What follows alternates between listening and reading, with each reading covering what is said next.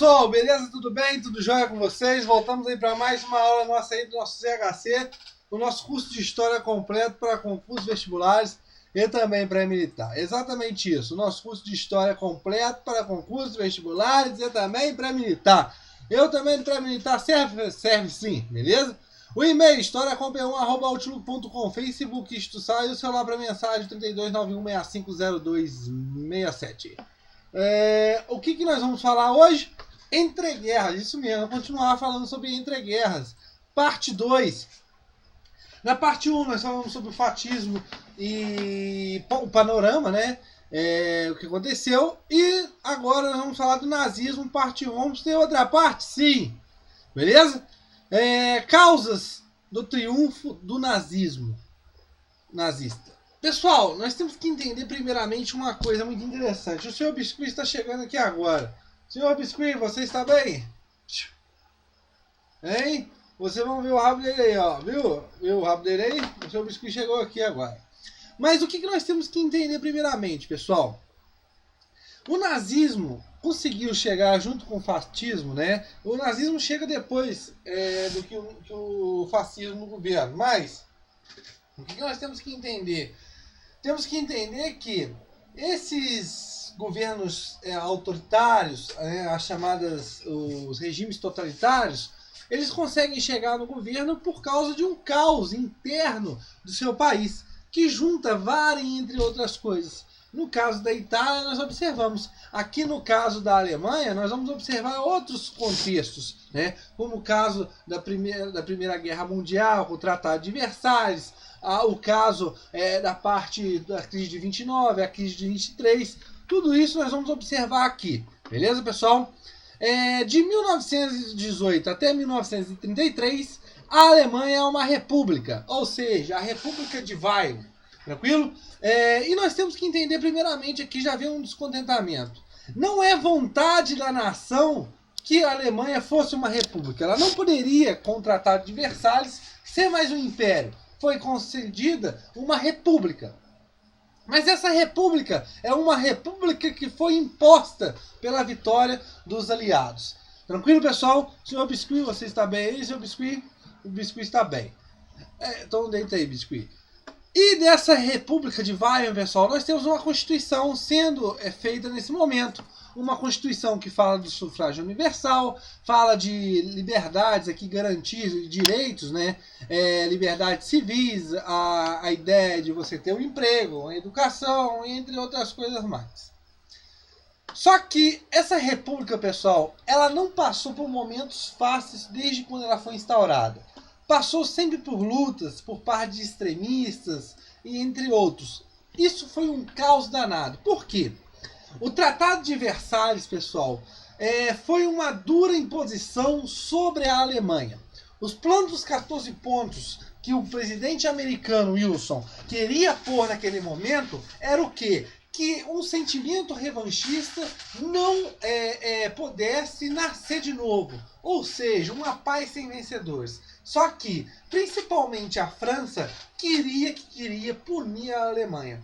O Tratado de Versalhes, pessoal, vai, nesse caso, humilhar a Alemanha em diversos pontos. Tranquilo? E nesse caso, vamos observar que esse Tratado de Versalhes e mais a crise interna por causa de ter que pagar uma indenização, porque o Tratado de Versalhes impunha, entre outras causas, como o militarismo, né, diminuir o seu poderio, não ter uma marinha de guerra, não ter uma aeronáutica, entre outras coisas, e perder possessões, isso vai levar a uma crise interna dentro da Alemanha, onde essa república não vai conseguir se sustentar. Beleza, pessoal? Qual que foram as causas desse triunfo nazista? Nós vamos observar na nossa próxima aula essa continuação sobre o nazismo e nós vamos falar sobre o partido nazista. Calma, nós vamos observar. Mas nós vamos observar aqui primeiramente como que esse nazismo, esse sentimento, né, essa ideia chega no governo. Primeiramente, a humilhação e derrota. Ou seja, a humilhação da derrota. Versalhes, né, o Tratado de Versalhes. Pessoal, antes próspera. O que eu quero dizer com isso tudo aqui? A Alemanha, pessoal, antes da Primeira Guerra Mundial, era uma Alemanha que começou a crescer. Depois que Otto Bismarck unifica a Alemanha através da guerra franco-prussiana, a Alemanha se unifica. E a Alemanha, pessoal, começa a crescer de um modo que não se tinha visto. E começa a rivalizar com quem? Com a principal potência daquele momento, a Inglaterra.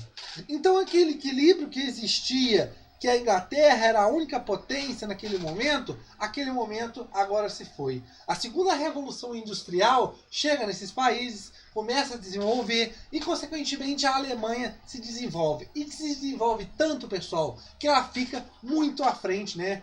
Nesse caso, da Inglaterra e de outros países. Então, antes da Primeira Guerra Mundial, a Alemanha era próspera.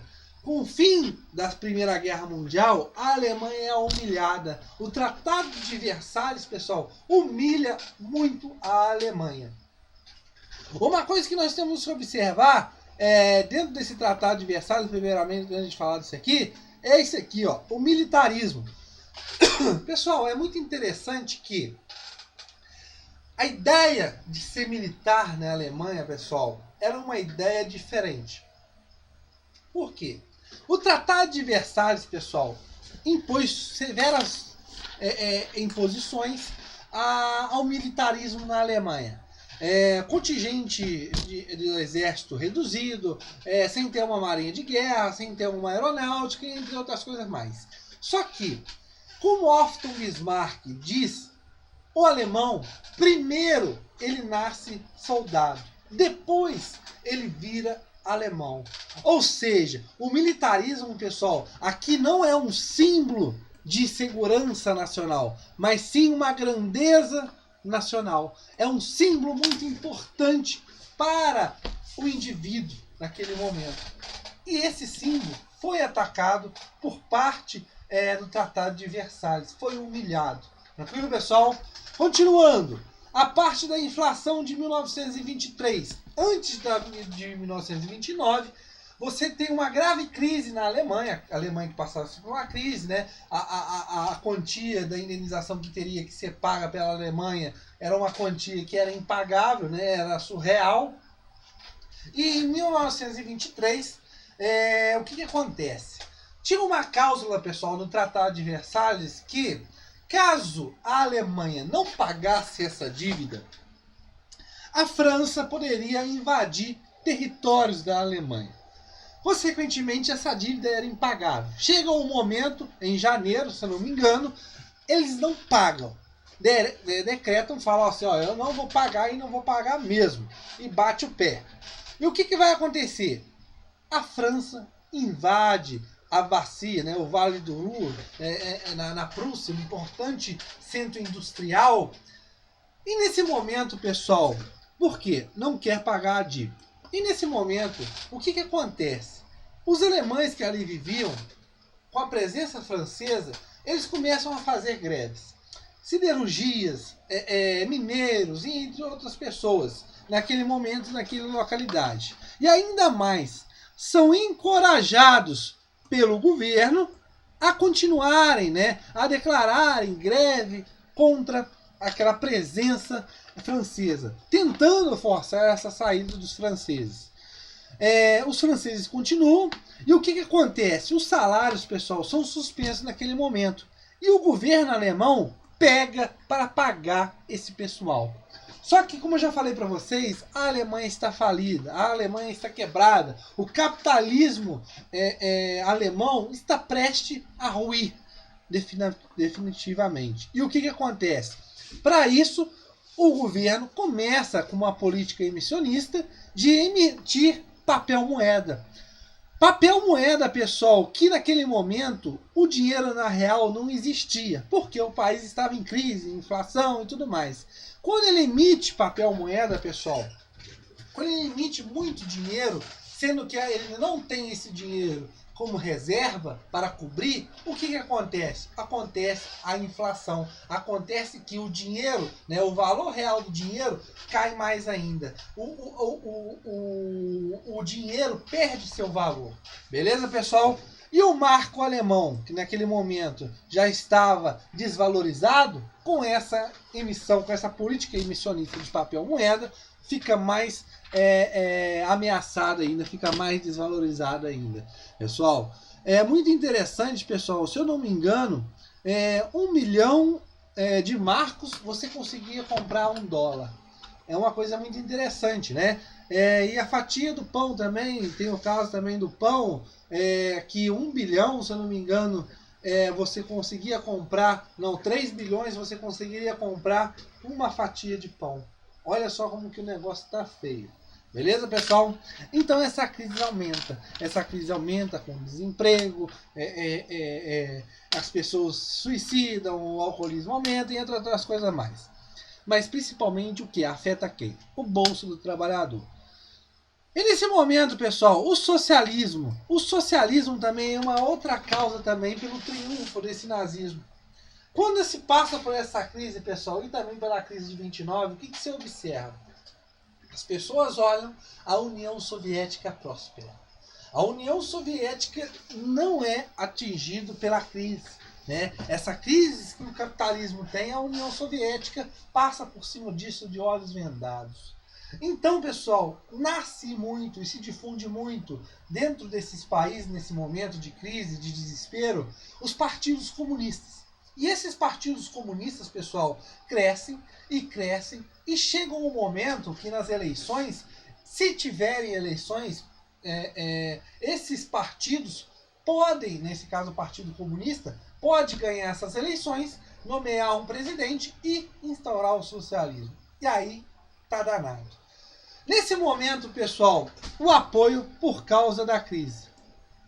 Nesse momento, pessoal, esses capitalistas, né, esses burgueses industriais, esses proprietários de terra, ficam com medo. Caso o socialismo ganhe e triunfa na Alemanha, o que acontece? Esses capitalistas ficam com medo de perder seus bens. Então, a saída é, nesse momento, apoiar qualquer tipo de regime que impeça que esse socialismo se enraiza dentro do governo. E o que acontece? Isso se dá espaço para regimes autoritários. Pessoal, a ideia do liberalismo, a ideia da democracia liberal fica, assim como a gente pode dizer, fica uma coisa que é fantasiosa, uma coisa que não se dá para se acreditar que aquilo vai dar certo. Então, a ideia para combater essa crise e para impedir esse avanço do socialismo, o que você observa? Formar um governo forte, um governo intervencionista. Tranquilo, pessoal? Nesse momento, esses capitalistas fazem de tudo para se apoiar em alguém que possa tirar dessa crise, claro, mas também impedir esse avanço socialista. Beleza, pessoal? Nada mais, nada menos, nós falamos disso aqui na Itália, através das Ligas Vermelhas, na parte rural, onde queria a parte da desapropriação, na Alemanha não é diferente. Beleza, pessoal? Tranquilo? Essa ideia do socialismo cresce muito. É um boom muito grande do pensamento socialista dentro da Alemanha. E, consequentemente, óbvio, a crise de 29 vai também ajudar a esse triunfo do nazismo. Por quê? O desemprego aumenta e aumenta muito, entre outras coisas. E as pessoas ficam desesperadas. E qualquer pessoa que naquele momento tenha a solução de salvar essas pessoas, né? O desespero de um salvador, né? Nessa hora de desespero, encontra-se um salvador, eles vão apoiar. Mesmo a maioria das pessoas não sendo nazistas na Alemanha, eles vão apoiar esse líder, esse partido, essas ideias, porque vão conseguir tirar eles da onde? Desse desespero. Muitas críticas, pessoal, nesse momento foi dada aos judeus. Por quê? Pegava-se um exemplo qualquer de um judeu que era, naquele momento, passando por crise, estava tudo bem com ele, estava feliz na vida, não estava acontecendo nada. E nesse caso, os judeus vão ser perseguidos. Mas também não se olhava que você tinha alguns alemães que estavam também gozando dessa prosperidade. Só que os judeus são pegos, porque aqueles que não são de raça pura. Tranquilo, pessoal? na nossa próxima aula, aí nós vamos falar sobre o quê? Sobre o Partido Nazista e o Hitler. Né, pessoal? Adolf Hitler. Espero que tenham entendido como que se deu essas causas do triunfo do nazismo na Alemanha. Valeu, pessoal. Um abraço.